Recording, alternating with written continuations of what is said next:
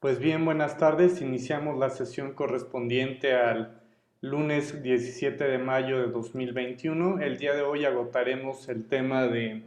los antecedentes del derecho internacional público.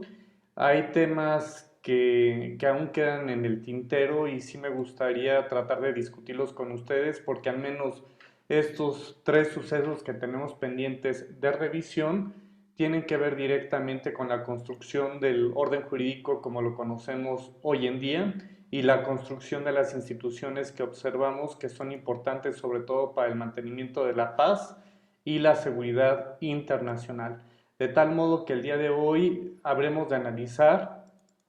las conferencias de La Haya celebradas en el año de 1899 y 1907 y al mismo tiempo revisaremos el tema de la Primera y Segunda Guerra Mundial, que son dos temas que son de gran importancia para el desarrollo del derecho internacional público. Y bien, comencemos con el caso de las conferencias de La Haya de 1899 y del año de 1907. He de comentarles que las primeras se llevaron a cabo del 18 de mayo al 29 de julio de 1899 y estas tuvieron por objeto lo siguiente. Estas conferencias del año de 1899 fueron a partir de la iniciativa del zar Nicolás II de Rusia. La convocatoria oficial para este evento fue lanzada eventualmente por el gobierno de los Países Bajos y en el caso del continente americano solamente participaron dos países, solamente hubo representantes de los Estados Unidos de Norteamérica y de México. Vamos a ver que el resultado final de estas conferencias de La Haya de 1899 tuvieron tres grandes convenciones. La primera de ellas versó sobre la Convención para el Arreglo Pacífico de los Conflictos Internacionales. Es importante hacerles notar que mediante esta conferencia se hizo hincapié en que la manera en la que debían de resolver los conflictos que suscitaran entre los estados tenía que ser a partir de medios pacíficos, no de medios bélicos. Recordemos que todavía hasta parte del siglo XIX y todavía inicios del siglo XX, una de las principales formas, y pongámoslo entrecomillado, de resolver los conflictos entre los estados fue a partir del uso de la guerra. Entonces ya desde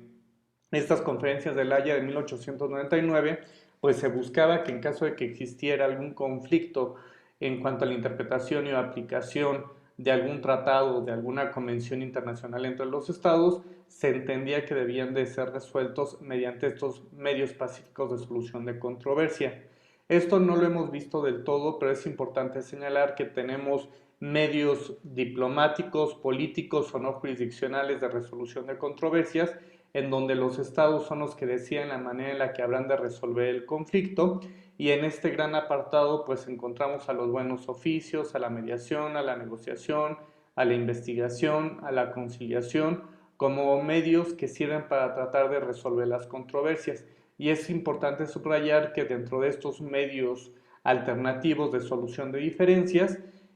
siempre están sujetos a la voluntad de los estados y no se encuentran sometidos a la voluntad de un tercero imparcial. Vamos a encontrar que en esta convención se hace hincapié en estos medios pacíficos de solución de controversias, principalmente por lo que hace a la negociación, a la mediación y a los buenos oficios se hacen hincapié en esta conferencia. Vamos a observar que también tenemos medios no jurisdiccionales, perdón, medios jurisdiccionales o medios no políticos de solución de controversias. Y cuando estamos hablando de medios jurisdiccionales de solución de controversias, encontramos aquí que la solución corresponde a un tercero que en principio debe ser imparcial y que debe de resolver la controversia determinando quién es el responsable, hablando internacionalmente, de la comisión u omisión realizada por alguno de los estados partes, es decir, tiene que determinar quién es el culpable, quién fue el que generó la responsabilidad internacional y quién fue el autor del hecho ilícito internacional para estar en posibilidad de establecer quién tiene la obligación de reparar el daño provocado ante la infracción de la norma de carácter internacional. En ese sentido encontramos como medios jurisdiccionales para la resolución de conflictos al arbitraje y también tenemos el surgimiento de algunos tribunales de carácter internacional. Entonces, digamos que estos son los dos grandes mecanismos que se ubican. Se hace hincapié principalmente en el arbitraje, en los medios jurisdiccionales de resolución de controversias. Y bueno, este fue una de las primeras convenciones que lograron pactarse en el marco de las conferencias de La Haya de 1899. El segundo tiene que ver con la convención concerniente a las leyes y usos de la guerra terrestre, atendiendo que ya tenemos un avance significativo en el desarrollo tecnológico de las distintas potencias europeas e inclusive americanas, en el caso de los Estados Unidos de Norteamérica, donde ya comenzamos a encontrar un desarrollo importante en materia armamentística. Entonces, cuando estamos hablando de esto es porque ya existe una seria preocupación por parte de la comunidad internacional en tratar de regular la manera en la que habrían de presentarse los conflictos bélicos desde el punto de vista terrestre. La siguiente convención que se generó fue para la aplicación de la guerra marítima y se establecieron algunos acuerdos por parte de los estados, principalmente por el uso de minas. Todos sabemos que el uso de minas, ya sea terrestres o marítimas, eventualmente puede causar graves daños a los tripulantes de estas embarcaciones y sobre todo porque no hay aviso previo, simplemente estallan este tipo de minas con las consecuencias que esto implica. Vamos a observar que durante estas conferencias se logran concretar 3 declaraciones adicionales a las 3 convenciones. En el caso de las convenciones, recordemos que tienen el carácter de tratados, ya sea tratado, convención, pacto, concordato o cualquier otra denominación que pueda dárseles. Debemos de estar atentos a que se trata de un tratado porque finalmente establece o crea derechos y obligaciones para quienes intervienen en su creación. Entonces, esta es la diferencia que tenemos con las declaraciones que tenemos aquí. Si ustedes quieren, en el caso de las declaraciones, las podemos considerar de algún modo como un catálogo de buenas intenciones porque en el fondo los estados no se comprometen a cumplir con el contenido de estas declaraciones, simplemente se emiten, pero no hay un vínculo o no hay algo que los obligue a cumplir con los compromisos que pudieran estar contenidos en estas declaraciones, a diferencia de lo que sí acontece con las convenciones, donde eventualmente pueden resultar internacionalmente responsables en caso de que no cumplan con su contenido. Pero veamos cuál es el contenido de estas 3 declaraciones.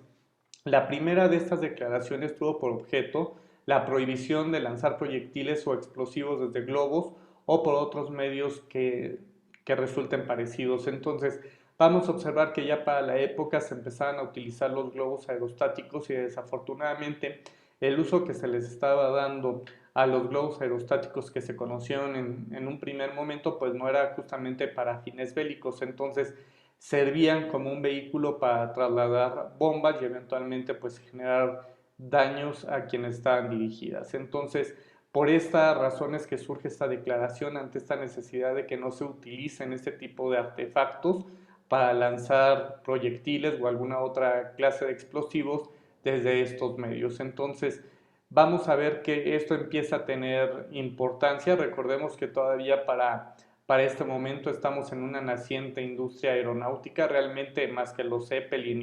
y los globos aerostáticos es lo que teníamos presentes para el año de 1899, pero bastarán unos años más tarde para darnos cuenta del gran despliegue militar y tecnológico que presentan sobre todo las potencias europeas y el desarrollo de las tecnologías de guerra. Vamos a observar que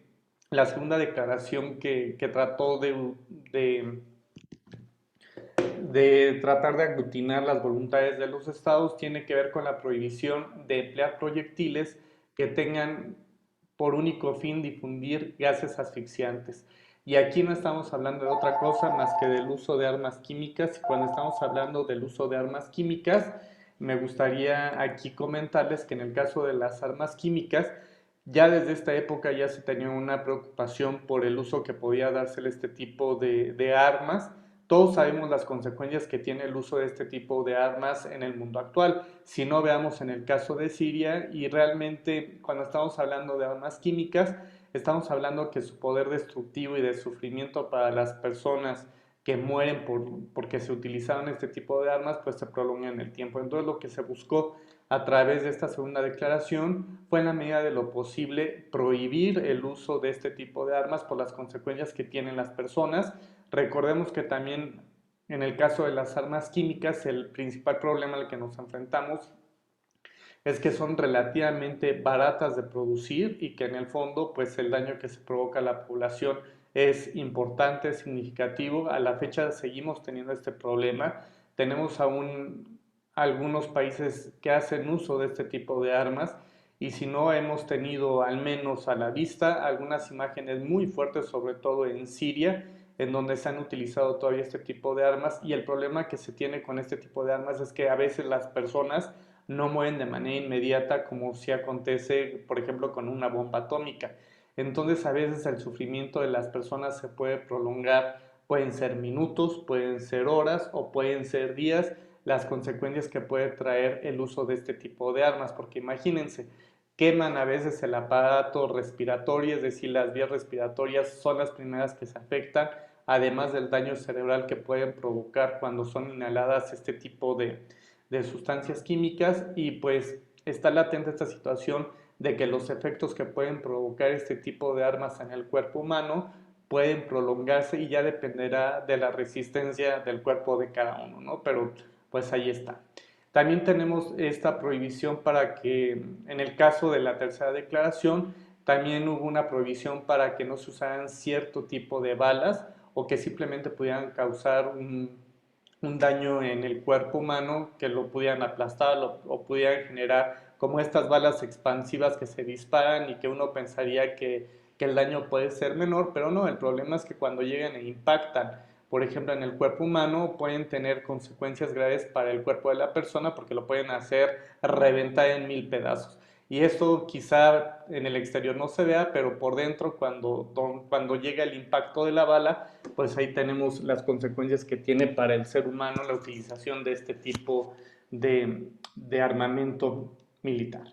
Vamos a observar también que en estas primeras conferencias intervinieron 26 países y el punto positivo que al menos muestra en este caso estas primeras conferencias es que mostró que existe la posibilidad de crear leyes en común por parte de la comunidad de estados. El punto negativo es que no logró fortalecer o crear una estructura política lo suficientemente fuerte para que pudieran cumplirse estos compromisos que habían contraído los países. Entonces, y esto se nota principalmente en las declaraciones que formulan, porque en el fondo pues no había la voluntad política de cumplir con muchos de estos compromisos. Entonces, así llegamos al año de 1907 y vamos a encontrar las segundas conferencias. Estas segundas conferencias de La Haya tuvieron por objeto revisar las tres conferencias adoptadas en julio de 1899 y posteriormente se encargarían de la revisión de las declaraciones que se habían formulado, principalmente por lo que hace al tema de lanzamiento de proyectiles y explosivos desde globos aerostáticos. Este era el principal objetivo que tenía estas segundas conferencias y vamos a ver que ya durante estas segundas conferencias de La Haya tenemos una participación importante de países latinoamericanos, a diferencia del año de 1899 donde solamente participaron los Estados Unidos y México. Ya encontramos que en el caso de esta de esta segunda conferencia tenemos una participación importante de países latinoamericanos. Ya tenemos la participación de Bolivia, Brasil, Chile, Colombia, Cuba y los otros que se encuentran en este cuadrito. Entonces, todos estos países ya participan en esta segunda conferencia. Ya vemos que la voluntad por tratar de querer construir otros acuerdos ya es importante, se involucra buena parte de la comunidad internacional y vamos a ver qué tan importante fue el desarrollo de estas segundas conferencias de La Haya, que el resultado final fueron la celebración al menos de 13 convenciones y una declaración en conjunto. Recuerdan que por ahí les había dicho que esta había tenido como principal propósito revisar la primera declaración formulada en el año 1899 en relación a la prohibición de lanzar proyectiles y explosivos desde los globos aerostáticos. Por su parte, se formularon 13 convenciones. Estas 13 convenciones son las que tenemos aquí en pantalla. La primera de ellas tuvo por objeto tratar de regular el tema del arreglo pacífico de los conflictos internacionales, la convención concerniente a la limitación del empleo de la fuerza para el cobro de deudas escrituradas. Recordemos que este no es un problema fácil. Vamos a encontrar que México inclusive fue objeto de invasiones por parte de potencias extranjeras, donde se alegaban ciertos daños a ciudadanos que se encontraban en México de algunos otros países y que de algún modo se trató de buscar que inclusive para lograr el cobro coactivo de este tipo de deudas, pues se podía recurrir a la guerra para tratar de obligar a los estados que mantenían estas deudas con los nacionales, o mejor dicho, con los extranjeros de estos países. Entonces, vamos a observar que se trató de prohibir al menos el uso de la fuerza cuando se trataba de este tipo de deudas. La tercera convención fue relativa al rompimiento de hostilidades. Las que siguen fueron sobre lo siguiente. Se creó una convención concerniente a las leyes y usos de la guerra terrestre, que fue motivo de discusión de la primera conferencia de La Haya. Convención concerniente a los derechos y deberes de las potencias y de las personas neutrales en caso de guerra terrestre. Y esto en buena medida tiene que ver con lo que veíamos en clases anteriores, con el estatus de los estados neutrales frente a la existencia de un conflicto bélico. Convención relativa al régimen que debe observarse con los buques mercantes enemigos al comenzar hostilidades. Convención relativa a la transformación de navíos de comercio en buques de contacto. Convención relativa a la colocación de minas submarinas automáticas de contacto. Convención concerniente al bombardeo por fuerzas navales en tiempo de guerra. Convención de adaptación a los principios de la Convención de Ginebra a la guerra marítima. Convención relativa a ciertas restricciones en el ejercicio del derecho de captura en la guerra marítima, la Convención relativa al establecimiento de la Corte Internacional de Presas y la Convención concerniente a los derechos y deberes de las potencias neutrales en caso de guerra marítima. Si ustedes se dan cuenta, pues tiene una carga muy significativa en cuanto a la prevención de conflictos bélicos entre las distintas naciones, y no solamente me refiero a guerras que pudieran darse desde el punto de vista del espacio marítimo, sino también a guerras que podrían darse en el ámbito terrestre. Entonces, todo esto resultó importante, hubo un esfuerzo significativo de la comunidad internacional en intentar sumarse a estas convenciones. Claro que no les voy a pedir que se memoricen estas convenciones que surgieron como resultado de las conferencias de La Haya de 1907, y la razón es la siguiente. Si bien es cierto, digamos que el punto positivo que al menos tiene estas primeras conferencias es que lograron aglutinar a un número importante de naciones. También se buscó perfeccionar la figura de la investigación y el arbitraje. Todavía ese tema no lo hemos revisado, pero recordemos que en el tema de la investigación lo que se va a tratar es de identificar la manera en la que acontecieron los hechos que le dieron origen a la controversia, y a partir de ahí tratar de buscar la reparación del daño. Recordemos que en el arbitraje interviene un tercero imparcial, ajeno a la controversia, y este es el que tratará de establecer quién tiene la razón en la controversia. ¿Cuál es el punto negativo que tuvieron las segundas conferencias de La Haya de 1907? El principal punto negativo que tienen estas conferencias de La Haya es que no fueron lo suficientemente buenas, o no fueron lo suficiente para tratar de evitar el surgimiento de la Primera Guerra Mundial. Estamos hablando hacia el año de 1907 y recordemos que la Primera Guerra Mundial inicia hacia el año de 1914. Entonces, estamos hablando de un esfuerzo importante por buena parte de la comunidad internacional de evitar este tipo de conflictos. Sin embargo, 7 años más tarde, o como dirían 3 doritos después, tenemos el estallamiento de la Primera Guerra Mundial, y a consecuencia de esto encontramos también ya un despliegue importante de la tecnología que ya venían trabajando las distintas potencias europeas. Y es importante señalar que durante todo este periodo se gestó un sentido nacionalista entre los distintos estados ya miembros de la comunidad internacional, y adicional al surgimiento de este nacionalismo exacerbado entre los distintos países, tenemos un desarrollo tecnológico significativo entre las distintas potencias, y como un ingrediente adicional, pues debemos de observar la política expansionista que habían asumido los distintos países, principalmente en Europa y algunos asiáticos, como en el caso de Japón, en donde la política expansionista pues también orilló a que se incorporaran en los conflictos bélicos. Entonces, esta cuestión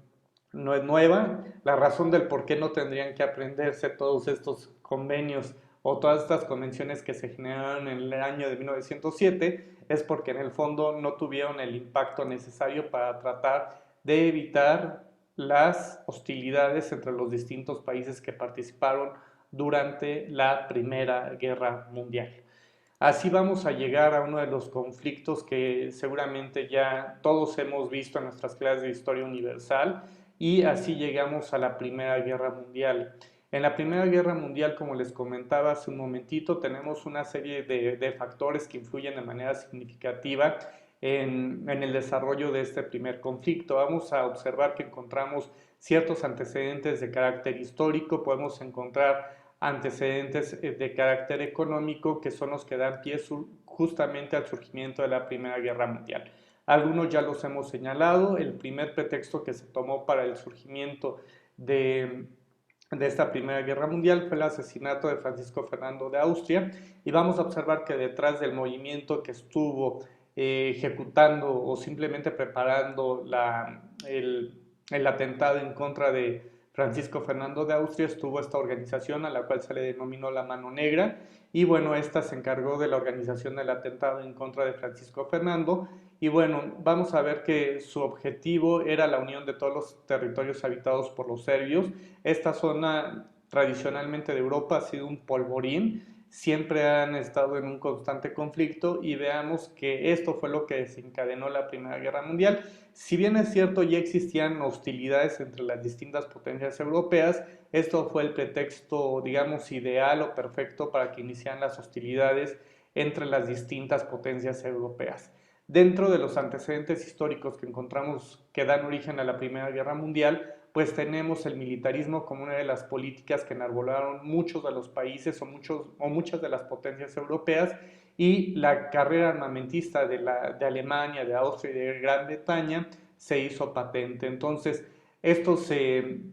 suma al tema de un nacionalismo exacerbado donde se buscaba que predominara solamente alguna de estas potencias que encontramos en pantalla. Y bueno, pues vamos a encontrar que también existía una política imperialista, una política expansionista principalmente de las potencias europeas, que básicamente lo que hicieron fue, o lo que buscaban era lograr un control mayoritario de Europa, pero al mismo tiempo también el reparto del continente africano. Recordemos que durante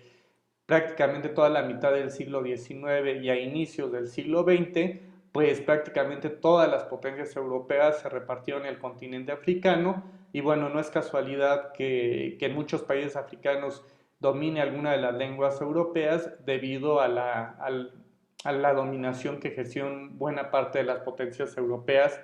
en territorio del continente africano. Recordemos que para la época pues ya observamos un alto desarrollo tecnológico, principalmente de Alemania, Gran Bretaña, pero al mismo tiempo encontramos que necesitaban del suministro de materias primas. Recordemos que en el caso de alguna de las potencias europeas, pues de algún modo extrañaban las comodidades que les fueron aportadas principalmente por el continente americano. Entonces trataron de sustituir sus fuentes principalmente de materias primas, y esto pues lo encontraron de algún modo en África para seguir saqueando estas zonas. Y bueno, ya sabemos la historia de esto. Vamos a encontrar que durante la Primera Guerra Mundial se formularon ciertas alianzas con los distintos países. Y bueno, por un lado vamos a encontrar la Triple Alianza que se formuló en su momento entre Alemania, el Imperio Austrohúngaro, Italia, Turquía y Bulgaria, que digamos que participaron al lado de la Triple Alianza. Los que están de color amarillo, digamos que son los que integraron desde un principio la Triple Alianza. En el caso de Turquía, recordemos que Turquía pues era el heredero del reino otomano y estas cuestiones, y que de algún modo pues también trataba de expandir su territorio. Y vamos a ver que como consecuencia de esta Primera Guerra Mundial tenemos el surgimiento de algunos conflictos que inclusive prevalecen a la fecha. No crean que en el tema de Turquía es un tema menor. Recordemos que en el caso específico de Turquía siempre ha intentado de algún modo tratar de pertenecer al club de los ricos, por ahí colarse al tema de la Unión Europea, o siempre tener cierta afinidad con Europa. Sin embargo, a pesar de que Turquía tenía una presencia significativa para la época, al pertenecer al grupo de los países perdedores una vez concluida la Primera Guerra Mundial, también parte de su territorio se ve desmembrado, y cuando se desmembra, digamos que el Imperio Turco Otomano trae como consecuencia el surgimiento de algunas zonas que actualmente se encuentran en disputa y que a continuación veremos cuáles son, porque no solamente es en el caso de Siria, Líbano, sino que podemos encontrar zonas que tanto hemos escuchado como Kuwait e Irak, que en su momento ejercía una influencia importante el Imperio Turco Otomano. Entonces, vamos a observar que por el otro lado tenemos a la Triple Entente, en donde se encontraba Rusia, Francia, Inglaterra, y que eventualmente pues participa también Bélgica, los Estados Unidos y Serbia del otro lado. Entonces, encontramos estos dos grupos que finalmente se confrontaron y vamos a encontrar que durante esta guerra pues también observamos una conflagración ya de carácter mundial, porque no solamente el conflicto participaban potencias europeas, sino que poco a poco se fueron incorporando otros países en el desarrollo de las hostilidades durante la Primera Guerra Mundial. Recordemos que en el caso de Estados Unidos ingresa también a esta guerra. Recordemos que en el caso de Estados Unidos en las dos guerras había permanecido de algún modo como una especie de espectador. Es como si fuéramos al cine y Estados Unidos solamente estuviera comiendo palomitas mientras se golpeaban o se daban con todas las potencias europeas, y pues que de algún modo pues Estados Unidos en el momento en el que tiene que entrar a la guerra lo hace solamente por cuestiones ya de atentados en contra de sus propios intereses, y vamos a ver que la manera en la que entra Estados Unidos a la guerra obedece al hundimiento de una embarcación que es de Lusitania, y bueno, que este fue sumergido en el mar, o que fue digamos atacado por un submarino alemán, y bueno, esta embarcación cubría la ruta de Nueva York a Liverpool, y bueno, se entiende que al atentar ya en contra de los intereses directos de los Estados Unidos de Norteamérica, pues Estados Unidos se ve obligado a entrar a esta guerra. Si bien es cierto, al igual que acontece en la Segunda Guerra Mundial, en el caso de la primera, también Estados Unidos, digamos que entra a la guerra prácticamente al final, porque en el Inter les estuvo vendiendo las armas tanto a la Triple Alianza como a la Triple Entente, y pues de algún modo permanecía en este papel de espectador. Yo les hago las armas, ustedes peleense, a mí no me interesa, este es mi negocio, esto es una economía de guerra, y pues de algún modo los Estados Unidos de Norteamérica en esta primera guerra mundial tuvo un papel de esta naturaleza. Vamos a ver que Estados Unidos se vio obligado a entrar a la guerra por intereses económicos, principalmente con Francia y Gran Bretaña, y en el caso de nuestro país tenemos por ahí el tema del telegrama Zimmermann, no sé si por ahí lo recuerdan. El telegrama Zimmermann es una comunicación que se dio entre el gobierno alemán y el gobierno de los Estados Unidos mexicanos para procurar que México participara en esta guerra. Desafortunadamente ese telegrama, o afortunadamente para México, no llega en tiempo, en forma, a manos del presidente Venustiano Carranza en su momento. Si ustedes se fijan, en México pues estábamos en otra sintonía, estábamos en medio de una guerra civil, y en aquella época pues estábamos en la Revolución Mexicana, y pues el país también estaba completamente revuelto, y pues no tenía ni siquiera tiempo ni las ganas de participar en una conflagración de carácter mundial. Sin embargo, esto no dejó, en este caso los alemanes, tenían un interés directo en que México ingresara a la guerra, porque pensaban eventualmente utilizar parte de nuestro territorio para intentar invadir los Estados Unidos de Norteamérica, y por ahí recuerden que la promesa era al menos devolverle a México los territorios que se habían perdido del norte, como Texas, Arizona, Nuevo México y parte de California, que esta era la intención que se tenía con el telegrama Zimmermann. Sé que a lo mejor es un poco fantasioso, pero si tienen tiempo, por lo menos dense la oportunidad de leer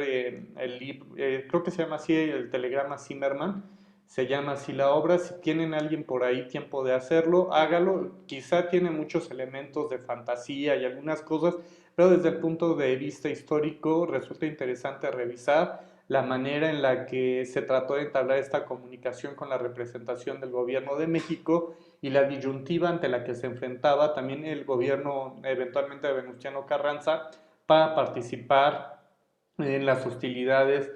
en medio de estos dos grandes grupos. Entonces lo dejamos solamente ahí en el tintero, y veamos cuáles son los antecedentes económicos que dan origen a la Primera Guerra Mundial. Vamos a encontrar que ya tenemos el uso de la energía eléctrica como una fuente de energía más que se incorpora al desarrollo de las actividades económicas. También tenemos ya el uso del petróleo para el desarrollo de distintas actividades económicas. El desarrollo de la industria siderúrgica también trajo grandes cambios, sobre todo en el desarrollo de armas. ¿Por qué? Porque recordemos que se utiliza la fundición, entre otros materiales, justamente para la creación de armas, y pues esto trajo consigo que las armas que conocemos al menos ya tuvieran una producción masiva, y si era una producción masiva, pues prácticamente todos los países o los estados podían tener acceso a esto. Vamos a, vamos a encontrar que tenemos unas disputas constantes, principalmente entre las potencias europeas y algunas asiáticas, por tratar de repartirse el continente africano. Lo mismo sucedía con algunos territorios de Asia. Recordemos que en el caso de Europa, pues Inglaterra tampoco se quedó de brazos cruzados, y recordemos quién ejercía el dominio directo principalmente en algunas zonas de la India, por ejemplo, y Portugal, que también tenía algunos intereses en esta península, y ahí encontramos que pues existían algunos intereses para dominar algunas regiones tanto de Asia y de África por parte de las potencias europeas, en el entendido de que buscaban expandir sus territorios, y bueno, esta cuestión de conquistar nuevos territorios y someterlos a sus intereses. Vamos a encontrar que tenemos algunos avances tecnológicos que ya están a la vista durante esta Primera Guerra Mundial, y por primera vez tenemos el uso de aviones en la guerra. Esto no lo habíamos visto en las guerras previas. Si bien es cierto, por ejemplo, en la guerra de los pasteles y todo esto, que en las guerras en las que participó México, pues realmente pues las guerras eran de una dimensión mucho menor. Si bien es cierto, ya existían armas con las que se llevaban a cabo las guerras, también es cierto que a través del uso de las aeronaves, es decir, de los aviones, pues facilitó el lanzamiento de proyectiles o de bombas, y digamos que el poder de destrucción pues era mucho más amplio, porque para la época, imagínense si se tenía la posibilidad de rastrear alguna aeronave, si apenas estaban construyendo las primeras, y pues era prácticamente imposible desde tierra tratar de derribarlas. Entonces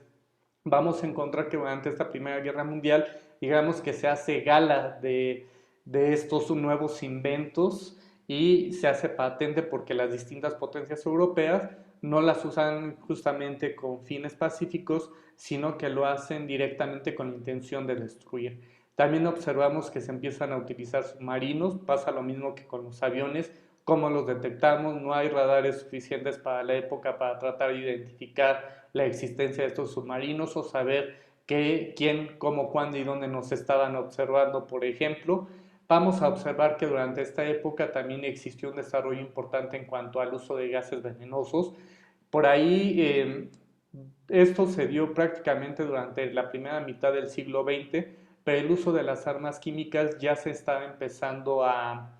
digamos, era una rama que estaba surgiendo, y sobre todo por lo económico que resultaba el utilizar este tipo de armas. El problema de utilizar este tipo de armas o de gases venenosos es que no solamente en algunos casos morían las personas a las que estaba dirigido el ataque, sino que inclusive morían las mismas personas, o en este caso los sujetos que iban y lanzaban este tipo de armas, porque no podían, digamos, lo aviento y me echo a correr y ya no pasa nada, ¿no? Entonces sería absurdo que se pensara de esta manera, y bueno, vamos a encontrar que estos avances que, digamos, se presentan durante la Primera Guerra Mundial cambió también las dimensiones y los daños que estaban provocando para la humanidad. En el caso de la Primera Guerra Mundial vamos a observar que también tuvo como consecuencia un número importante de muertos,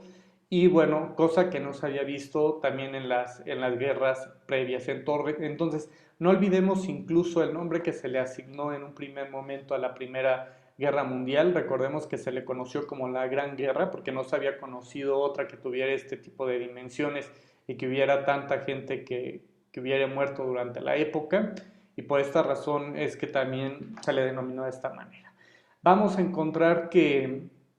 había un interés muy importante, principalmente de Alemania, sobre los territorios de Alsacia y Lorena, y tenía principalmente estos intereses Alemania porque eran ricos en hierro y carbón. Y recordemos que si estaba en pleno auge la industria siderúrgica, pues necesitaban tanto el carbón como el hierro, en el caso del carbón, inclusive para la generación de la energía eléctrica, pero en el caso del hierro, pues era un insumo de primer orden para la industria siderúrgica de la época. Entonces, había intereses principalmente de Alemania para apropiarse de estos territorios y que en buena medida también esto fue lo que obligó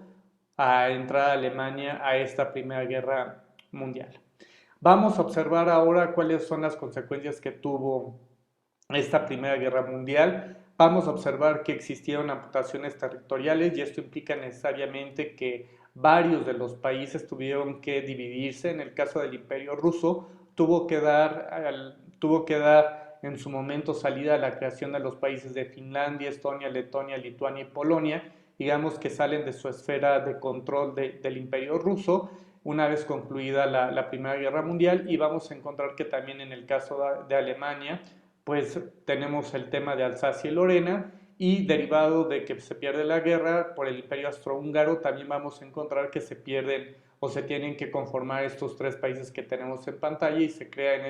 en ese momento Austria, Hungría y Checoslovaquia. Ya sabemos que en el caso de Checoslovaquia, tomemos nota porque recordemos que este país también ha sido un polvorín en Europa y pues ahora pues prácticamente se encuentra dividido en dos grandes países. Después tenemos al Imperio Turco, que es lo que les comentaba hace un ratito, y fíjense bien qué países son los que surgen a partir de la Primera Guerra Mundial y de esta amputación territorial que sufre en su momento el Imperio Turco. A partir de esto vamos a observar que al menos surgen los países de Siria, Irak, Líbano, Palestina y Yugoslavia. Si ustedes se fijan, todos estos países que tenemos aquí, a la fecha trascienden los conflictos que se encuentran en esta zona y que quizá en su momento había cierto control por parte del Imperio Turco porque controlaba estas zonas, formaban parte de un solo territorio, y en el caso de Siria, pues a la fecha sigue siendo un problema sin resolver, dadas las mismas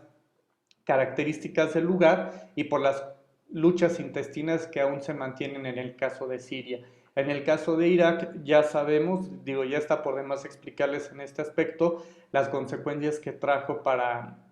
inclusive para el mundo moderno la creación de estos países. Y Líbano pues tampoco nunca ha estado en paz, entonces ahí nosotros podemos al menos advertir cuáles fueron las consecuencias que tuvo esta fragmentación del territorio, porque si bien es cierto, estos territorios justamente surgen por algunos intereses específicos, principalmente de Estados Unidos, y no olvidemos que dentro de los antecedentes económicos observamos ya el desarrollo o el uso de los derivados del petróleo. Entonces ya se empezaban a observar como zonas estratégicas justamente esta región del planeta. Entonces había intereses específicos por parte de algunas potencias europeas en la creación de estos pequeños países que a la fecha siguen siendo una piedrita en el zapato, en el sentido de que no son zonas que a la fecha hayan logrado al menos una pacificación permanente al interior de sus límites territoriales. Entonces, lo dejamos por ahí, es como si le pusieran un pin, y recuerden que principalmente estos conflictos pues se van a empezar a presentar a partir de la Primera Guerra Mundial y a partir de la fragmentación del Imperio Turco Otomano. Vamos a encontrar que tenemos como otra de las grandes consecuencias que tuvo, además de las amputaciones territoriales a las que hemos hecho referencia, encontramos que existió un incumplimiento a las conferencias de La Haya celebradas en el año 1839 y de 1907, en donde no se respetaron muchos de los acuerdos asumidos principalmente por las potencias europeas. Recordemos que buena parte o algunos de los países de Europa en ese momento tenían la característica de ser países neutrales, circunstancia que no respetaron a algunos de los países beligerantes, y esto obligó a la participación de muchos de los países neutrales en la época, entre ellos Bélgica, y que al verse invadida en este caso por Alemania, pues tuvo que ingresar a una guerra de la que no tenía ni siquiera interés en ingresar a un conflicto de este tipo.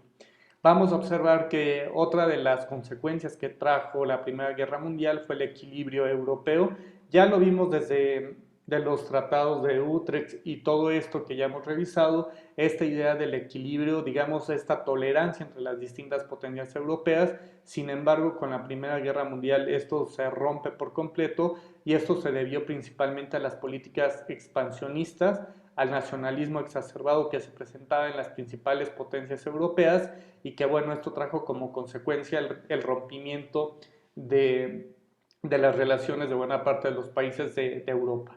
vamos a encontrar que una de las principales consecuencias que tuvo esta Primera Guerra Mundial es que demostró la peligrosidad de la guerra moderna y como les decía hace un rato ya tenemos el uso de tecnologías nuevas, distintas, pero también el poder destructivo de estas armas pues quedó en evidencia. Y no lo digo yo, vamos a encontrar que esta guerra al menos dejó 10 millones de muertos en toda Europa y pues veamos que esto fue un problema ya grave, no se había visto al menos una guerra de estas dimensiones, si bien es cierto se tenían problemas principalmente con enfermedades o con pandemias que se dieron durante épocas anteriores, no se había tenido un conflicto de este tamaño.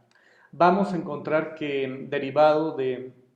esta Primera Guerra Mundial tuvimos graves afectaciones a las economías europeas, principalmente aquellas que perdieron la guerra. Y en este punto merece especial tratado o una especial mención el tema de Alemania. Alemania desafortunadamente pues fue uno de los principales países que tuvo digamos que pagar durante muchos años los daños que fueron provocados en la Primera Guerra Mundial. Y así vamos a encontrar que las afectaciones de carácter económico, principalmente para los países que perdieron esta Primera Guerra Mundial, vamos a observar que en el caso de Alemania se prolongan con el paso del tiempo. El Tratado de Versalles se firmó el 28 de junio de 1919 y el Tratado de Versalles fue a través del cual se le puso fin a la Primera Guerra Mundial, pero veamos cuál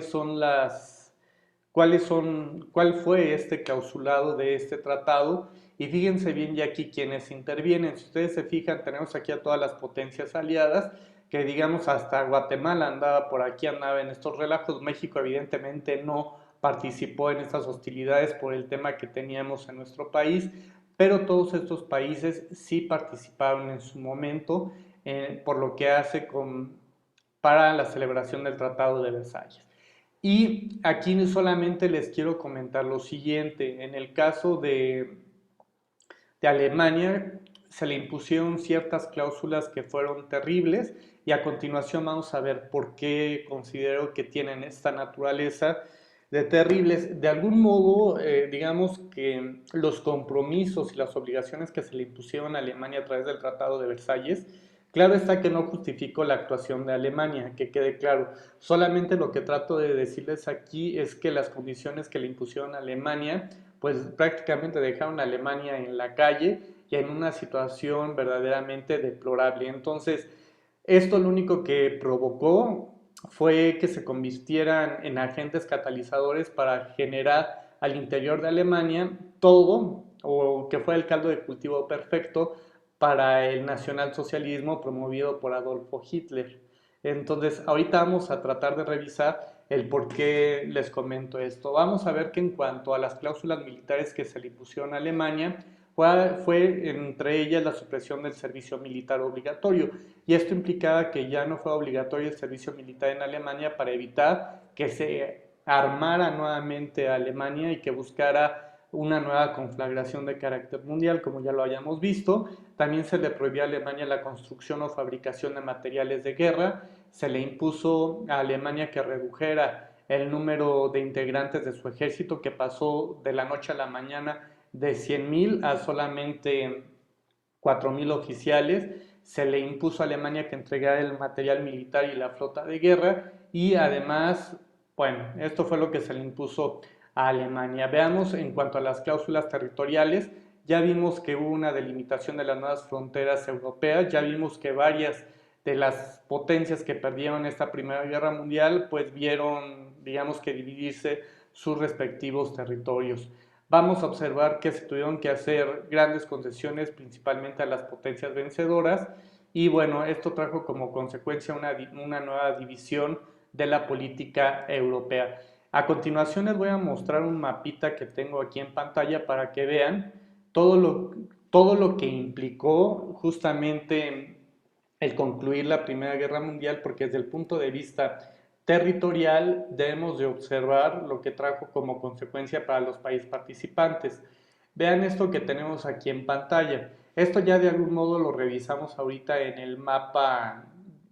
mental pero aquí estamos observando todos los países o todos los territorios que surgieron justamente a partir de que concluyó la Primera Guerra Mundial, porque por un lado, todos los que están en color verde, digamos que fueron los países que se dividieron o que se separaron del Imperio Ruso en su momento una vez concluida la Primera Guerra Mundial. Vamos a encontrar que en el caso de estos países que encontramos aquí, pues al haberse disuelto el Imperio Alemán, pues se tuvo que crear Checoslovaquia, Austria, Hungría, parte de Rumania, y bueno, todos estos territorios, digamos que fue la nueva conformación del mapa en el mundo. Si ustedes se fijan del lado, bueno, un poquito abajito encontramos a Turquía, donde también se tuvo que dividir su territorio para dar el surgimiento o el nacimiento de Irak y eventualmente el surgimiento de Siria y Líbano en su momento. Entonces, ahí ustedes pueden observar las consecuencias que en su momento tuvo la Primera Guerra Mundial, hablando desde el punto de vista territorial, ¿sí? Como verán, pues Alemania perdió buena parte de sus territorios, pero vean esto que les quiero mostrar aquí en pantalla. ¿Ven esta franjita donde está aquí Polonia? Justamente esto de aquí fue lo que va a dar más adelante pie, o fue el pretexto de Alemania para dar inicio a las hostilidades por parte de Adolfo Hitler, porque lo que intentó hacer Alemania fue justamente recuperar esta porción del territorio. Recordemos que esta división o esta imposición que se hizo para Alemania a través del Tratado de Versalles fue para tratar de darle salida al mar a Polonia. Polonia no tenía salida al mar. Si no hubiera sido por esto, Alemania habría mantenido la conformación así como se ve en el mapita en la parte que está como verde militar. Alemania habría mantenido digamos, que estos límites territoriales, pero no, a través del Tratado de Versalles se le impone a Alemania la división de su territorio. Y fíjense lo más absurdo de esto. Para transitar de un lado a otro, se entiende que por aquí cruzaba un ferrocarril que iba de Alemania, bueno, de esta parte de Alemania a esto que tenemos acá, que también quedó como parte del territorio alemán, pero justamente para poder atravesar este ferrocarril, digamos que esta parte de Alemania a esta pequeña partecita, implicó necesariamente que tuvieran que someterse a los controles fronterizos y aduaneros de Polonia. Entonces, esto de algún modo generó cierto malestar para el pueblo alemán y esto pues en algún momento Alemania dijo voy a recuperar estos territorios y no me importa que inicie otra guerra, y justamente la invasión de Alemania a esta porción del territorio polaco fue lo que trajo como consecuencia la invasión de Alemania a Polonia en este periodo, ¿de acuerdo? Entonces vamos a observar,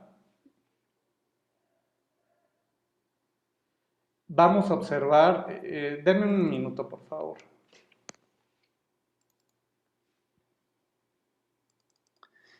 Vamos a observar que durante este periodo, pues para Alemania se le imponen ciertas condiciones. Estas condiciones, denme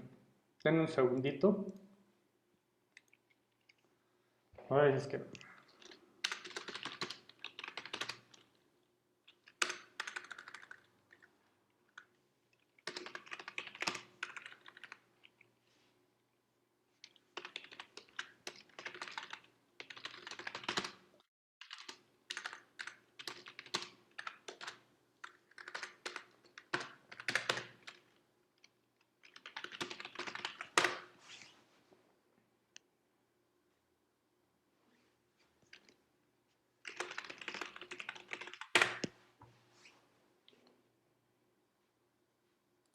bien, vamos observando es que a través del Tratado de Versalles se establecen estos límites territoriales que eventualmente esto trae como consecuencia que, que en el caso de las cláusulas territoriales, pues trajo un desmembramiento de buena parte del territorio de la Unión Europea. Entonces, perdón, de Europa se desmembraron varios de estos territorios y vamos a encontrar que se establecieron ciertas cláusulas de carácter económico y que eventualmente pues trajo como consecuencia un cambio importante dentro de la política y el equilibrio de Europa. Vamos a encontrar que tuvo También, bueno, se contemplaron ciertas cláusulas de carácter político y moral para el caso de Alemania y vamos a encontrar que se establecieron ciertas indemnizaciones de carácter económico para el caso de Alemania y en el caso de Alemania vamos a observar que se le obligaron a la reparación de los daños que eventualmente se generaron por parte de Alemania en las en los distintos territorios que componían el continente para la época. Vamos a encontrar que en el caso de Alemania vamos a ver que el pago de las reparaciones de la Primera Guerra Mundial se concretaron en algunos casos hasta el año 1983, pero lo relevante es que el último pago que se realizó por concepto de intereses derivados de los daños provocados por Alemania durante la Primera Guerra Mundial, vean la fecha en la que se concluyó el pago por parte de Alemania. Fue hasta el 3 de junio de 2010 en que Alemania, digamos que hizo la última amortización al pago de los intereses generados por parte de la potencia, perdón, al resto de los países que resultaron afectados en la Primera Guerra Mundial. Vamos a encontrar que se entregaron todos los barcos mercantes alemanes y vamos a encontrar que tenemos una entrega que se le obligó también inclusive a Alemania a la entrega de ciertas cabezas de ganado y bueno, que se vio obligado eventualmente a la reducción de su producción química de Alemania y también farmacéutica y pues evidentemente esto trajo graves consecuencias para la economía alemana. Vamos a observar que también trajo como consecuencia la entrega de la totalidad de todos los cables submarinos que mantenía el control Alemania y pues ustedes ya advertirán que todas estas cláusulas que pesaban sobre Alemania pues no fue algo sencillo, no fue algo que pudieran sobrellevar de manera permanente y que como consecuencia de esto pues trajo como consecuencia que Alemania o el pueblo alemán empezara a tener un sentimiento de rechazo hacia el resto de la comunidad europea y pues que de algún modo pues esto trajo como consecuencia todos estos daños que fueron provocados por Alemania durante la Primera Guerra Mundial. Entonces, veamos que estas consecuencias de carácter político, militar y las cláusulas de carácter económico, pues en el fondo sirvieron como un catalizador eventualmente para el desarrollo de las hostilidades durante la Segunda Guerra Mundial. Recordemos que en el caso de Alemania su economía también quedó totalmente destrozada y las condiciones en las que se encontraba sumergido el pueblo alemán una vez concluida la Primera Guerra Mundial pues fueron tremendas, fueron terribles y que en consecuencia pues las condiciones bajo las cuales se dio el tema del Tratado de Versalles pues genera esta situación de malestar en el pueblo alemán. Entonces, vean las consecuencias que tiene esto principalmente para Alemania, no es justificarla, finalmente las condiciones, también los daños que provocaron y la situación, pues también los mismos alemanes la provocaron al dar inicio a las hostilidades en la Primera Guerra Mundial. Vamos a observar lo siguiente una vez concluida la Primera Guerra Mundial, que se establece un régimen de mandatos para las colonias de las naciones vencidas en lugar de un reparto territorial y esto implicó que buena parte de los países africanos y algunos de los países asiáticos o de los territorios que se encontraban dominados por las grandes potencias europeas se diera una nueva conformación e inclusive existiera, digamos que cambio de manos en quienes se encontraban mandando en estos lugares. Vamos a ver que surge la necesidad de organizar a la comunidad internacional. Esto trajo consigo una nueva política internacional, una situación del equilibrio a nivel internacional y que bueno, esto trajo como consecuencia eventualmente trajo como consecuencia un daño a la comunidad internacional en su conjunto. Al final de esto vamos a encontrar que hubo un intento por tratar de aglutinar los intereses de los distintos países que participaban en la Primera Guerra Mundial y este intento por tratar de aglutinar o tratar de construir un nuevo orden internacional, vamos a observar que los países tratan de integrar algo que se le llamó Liga o Sociedad de Naciones. Esta Liga o Sociedad de Naciones vamos a encontrar que participaron al menos 27 países aliados y 13 países neutrales. El problema que tuvimos principalmente con esta organización en particular es que no tuvo el apoyo suficiente principalmente de los Estados Unidos de Norteamérica y que de algún modo pues esto influyó de manera directa para que fracasara este intento por tratar de armonizar digamos, la legislación a nivel internacional y tratar de construir instituciones que se encargaran de velar por la paz y la seguridad internacional. Vamos a encontrar que en la Liga de Naciones quedaron explícitamente excluidos de su participación los países que habían perdido durante la Primera Guerra Mundial. Si bien es cierto que tenía un interés muy similar o muy parecido al que tiene ahora la Organización de las Naciones Unidas, lo cierto es que fracasó principalmente por la ausencia de los Estados Unidos de Norteamérica y también por las potencias que habían perdido durante la Primera Guerra Mundial. Esto es por lo que hace a la Primera Guerra Mundial, y en relación a la Segunda Guerra Mundial lo vamos a ver muy rápido. En el caso de la Segunda Guerra Mundial, pues ya todos sabemos cuáles son las consecuencias nefastas que tenemos a partir de la Segunda Guerra Mundial. En realidad nos queda claro que tiene el ser humano la capacidad de autodestruirse con el uso de las armas químicas o el uso de armas nucleares. Nos quedó más que claro que en el caso de Alemania o eventualmente de los Estados Unidos de Norteamérica tuvieron la posibilidad nuevamente de hacer gala de las nuevas armas que habían creado durante este tiempo. En el caso de las armas químicas, si bien es cierto, ya estaban en la escena internacional y que ya eran utilizadas en los conflictos bélicos, también es cierto que en el caso de Alemania, vean que también tenía campos militares encargados de la realización de estos experimentos, y que estos experimentos pues trajo consigo la aniquilación de un número importante de personas simplemente de manera masiva. Entonces, en el caso de las armas nucleares, pues también nos queda claro que con el uso de este tipo de armas, el ser humano tiene la posibilidad de destruir no solamente una parte de la población, sino que inclusive aniquilarnos nosotros mismos como especie. Entonces, en el caso de las armas nucleares,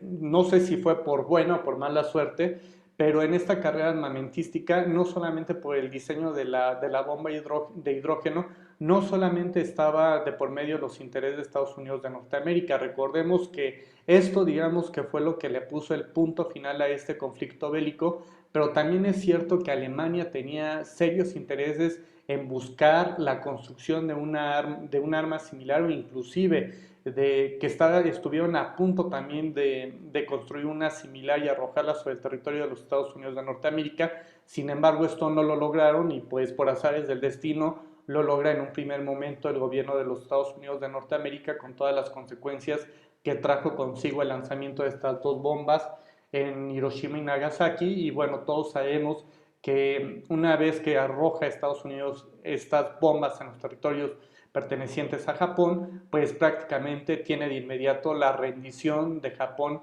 en esta Segunda Guerra Mundial. Y aquí vamos a encontrar que el uso de las armas químicas fue desafortunadamente constante. Observamos que el desarrollo de la tecnología de guerra está a la orden, ya no, inclusive lo que se usó durante la Primera Guerra Mundial hasta parecía resultar obsoleto. Inclusive tecnologías que se desarrollaron durante la Segunda Guerra Mundial, hoy las portamos en el bolsillo, las tenemos en la palma de nuestras manos como consecuencia de este tipo de conflictos bélicos. Vamos a observar que al concluir la Segunda Guerra Mundial, pues surgen objetivos muy claros que se trazaron las naciones en el planeta, y estos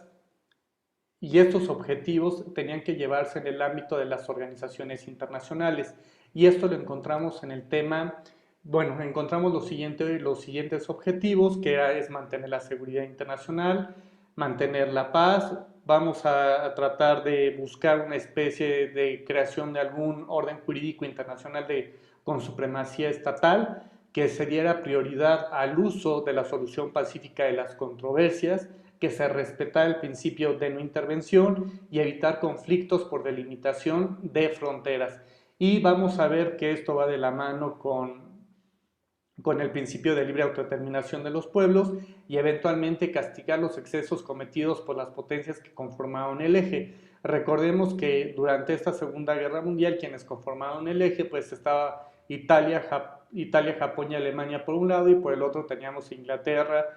a Francia y a Estados Unidos del otro lado. Entonces vamos a encontrar estos dos grandes bloques, y eventualmente los países vencedores, una vez concluida la Segunda Guerra Mundial, nuevamente imponen sus condiciones a Alemania y bueno, entre las principales consecuencias que trajo consigo el haber derrotado a Alemania fue nuevamente la redistribución de todo el territorio europeo, la delimitación nuevamente de las fronteras y pues claro está la división de Alemania también en dos partes y que esto pues pesó de manera significativa para el pueblo alemán, quedando atrapados unos de una parte del lado capitalista y por el otro el nuevo bloque naciente a partir de la Unión Soviética. Entonces encontramos que esto sucede a partir de la Segunda Guerra Mundial. Todos estos objetivos que hemos estado revisando son todos estos los que se encuentran insertos en la Carta de la Organización de las Naciones Unidas y que derivado de estos objetivos que buscaron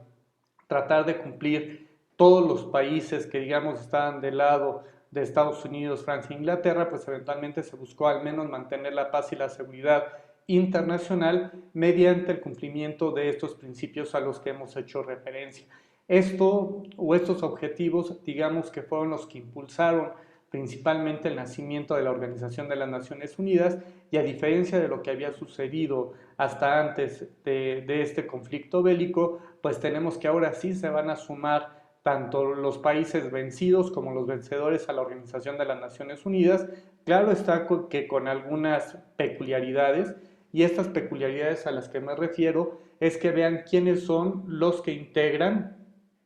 en este caso el Consejo de Seguridad de la Organización de las Naciones Unidas. Quienes integran el Consejo de Seguridad de la Organización de las Naciones Unidas, díganme si se encuentra alguno de los países que perdieron una vez concluida la Segunda Guerra Mundial. Ni Alemania, ni Japón, ni Italia ocupan un lugar en el Consejo Permanente de Seguridad y quienes ocupan un lugar como miembros permanentes del Consejo de Seguridad son justamente las potencias vencedoras, que en este caso encontramos a China, Rusia, Estados Unidos, Francia e Inglaterra. Son los países que participan o que tienen un lugar en el Consejo Permanente de Seguridad y bueno, esto fue como consecuencia de que fueron quienes ganaron la Segunda Guerra Mundial y quienes estuvieron en la posibilidad de establecer cuáles serían las reglas del juego. ¿De acuerdo? Bueno, entonces no perdamos de vista que esto trajo como consecuencia la reconfiguración territorial. Ya vimos lo que sucedió con Alemania, su división en Alemania del Este.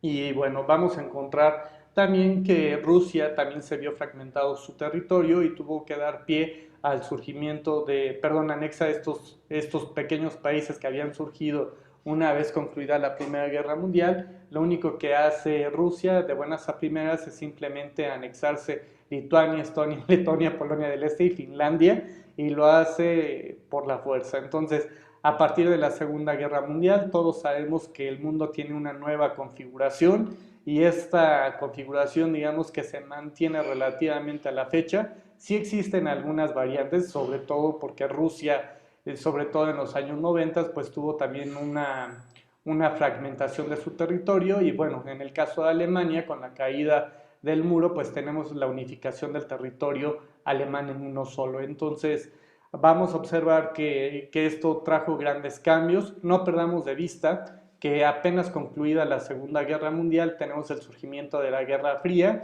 y el inicio de las hostilidades ahora entre el capitalismo y en este caso el socialismo promovido principalmente por la Unión Soviética en su momento, por la URSS. Entonces vamos a observar que esto trajo, digamos, una amenaza latente principalmente por el uso de armas nucleares, porque después de concluida la Segunda Guerra Mundial, pues ya estaba más que comprobado y más que visto la efectividad del uso de este tipo de armas y saber quiénes tenían la posibilidad eventualmente de utilizar este tipo de armas en un conflicto de carácter bélico. Entonces, vamos a ver que en el caso de la forma en la que se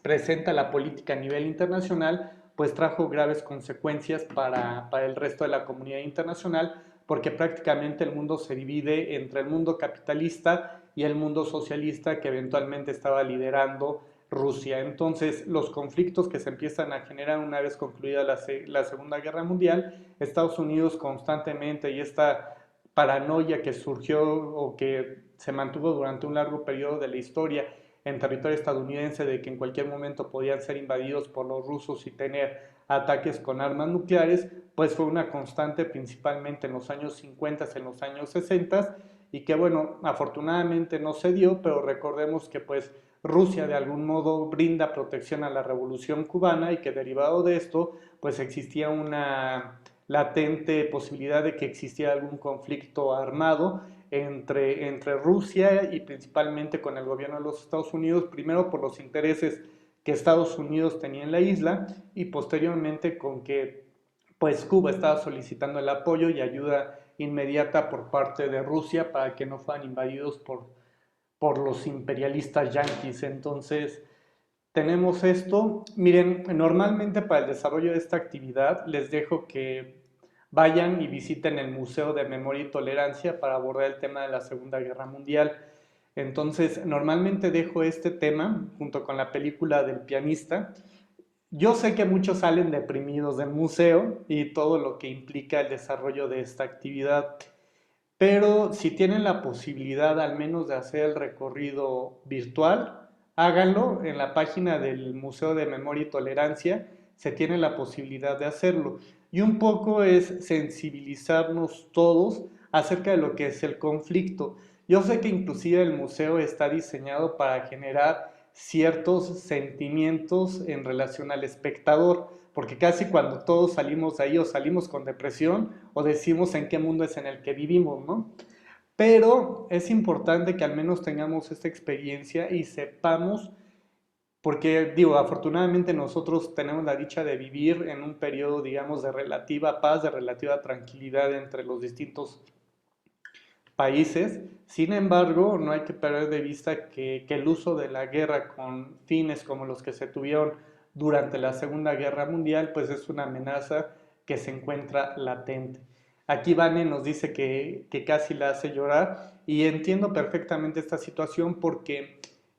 realmente la cuestión del sufrimiento y digamos que las atrocidades y el sufrimiento que le provocó el,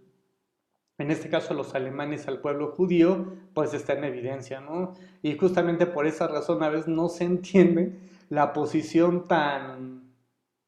es que no sé cómo llamarlo, no es retrógrada, pero sí es una posición tan cerrada de los judíos frente a los palestinos, por ejemplo, si hacen a veces cosas parecidas, ¿no? En lugar de ser ahora los perseguidos, se han convertido en los que persiguen y pues no se logra entender. Entonces, ojalá de todas formas logren entrar a la página, les cobran el recorrido, hay que pagarlo, pero si alguien tiene tiempo, por favor háganlo. Es un tema de sensibilización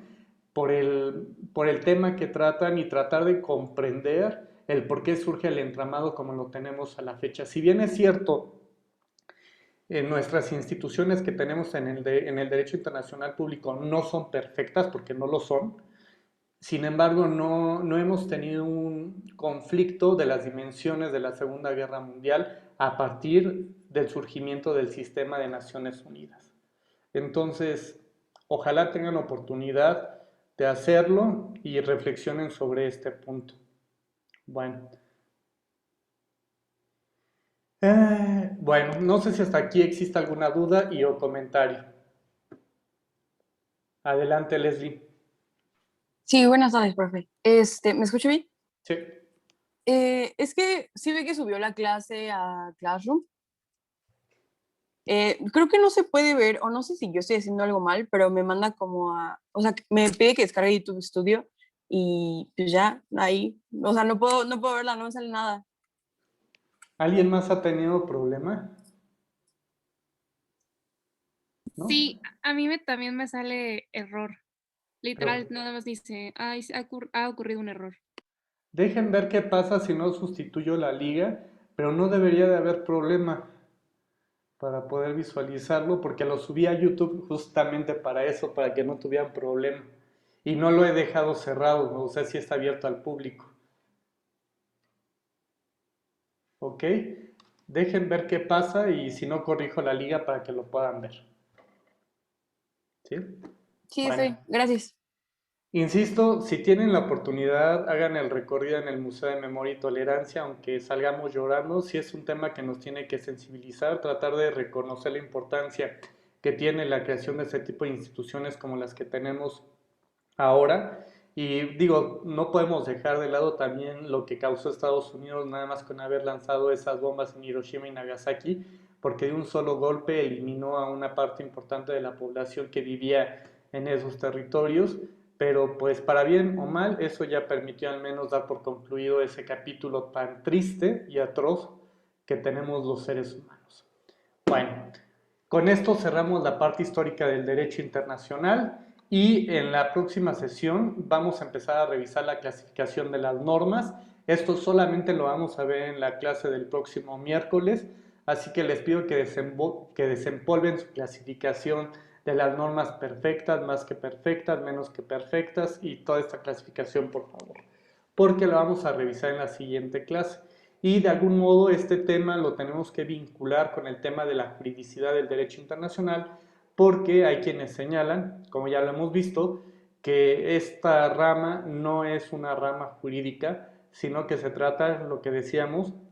de política o de una moral internacional. Entonces este tema lo tenemos que vincular con la sanción y cómo es que se aborda desde esta perspectiva lo que es el derecho internacional.